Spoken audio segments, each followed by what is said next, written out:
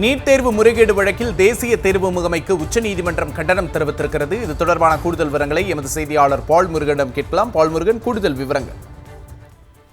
NEET மோசடி வழக்கு தற்போது உச்சநீதிமன்றத்தில் இன்று காலை முதல் தற்போது வரை விசாரணை நடைபெற்றது.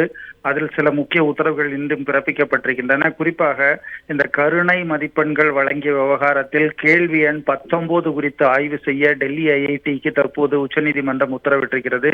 இந்த கேள்வி எண் 19 ஒரே கேள்விக்கு 2 சரியான விடைகள் இருந்திருக்கின்றன.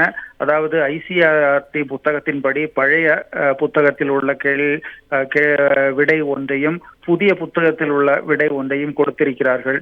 ஒரே கேள்விக்கு எப்படி 2 விடை சரியாக இருக்க முடியும் என்ற குழப்பத்தில் பல மாணவர்கள் அந்த கேள்விக்கு பதிலளிக்காமல் விட்டிருக்கிறார்கள். சிலர் மட்டுமே ஒரு விடையை அளித்திருக்கிறார்கள்.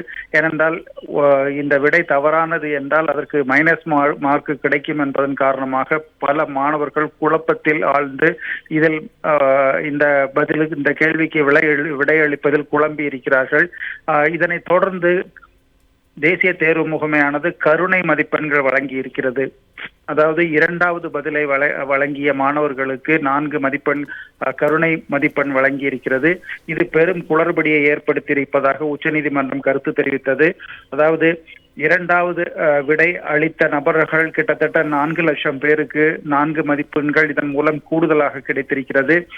இதில் 4வது விடை அளித்த மாணவர்களுக்கு பதில் மதிப்பெண்கள் வழங்கப்படவில்லை.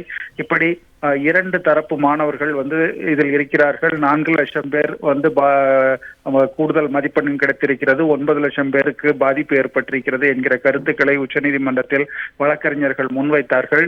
இதனை தொடர்ந்துதான் இந்த குறிப்பிட்ட கேள்விக்கு கருணை மதிப்பெண்கள் வழங்கியதில் பெரும் குளறுபடி ஏற்பட்டிருக்கிறது. இந்த கேள்வியை கையாண்ட விதம் சரியானது அல்ல என்று உச்சநீதிமன்றம் தேசிய தேர்வு முகமைக்கு கடும் கண்டனத்தை தெரிவித்திருந்தது.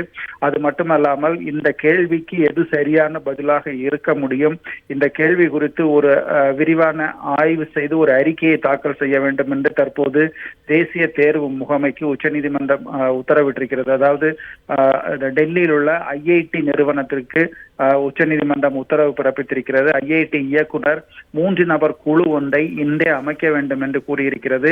இன்று அந்த குழுவை அமைத்து இந்த 19வது கேள்வி குறித்து ஆய்வு செய்து அதற்கு எந்த விடை சரியான விடையாக இருக்க முடியும் என்று நாளை மதியத்திற்குள் பதிலளிக்க வேண்டும் என்று கூறி தற்போது வழக்கு நாளைக்கு ஒத்திவைக்கப்பட்டிருக்கிறது.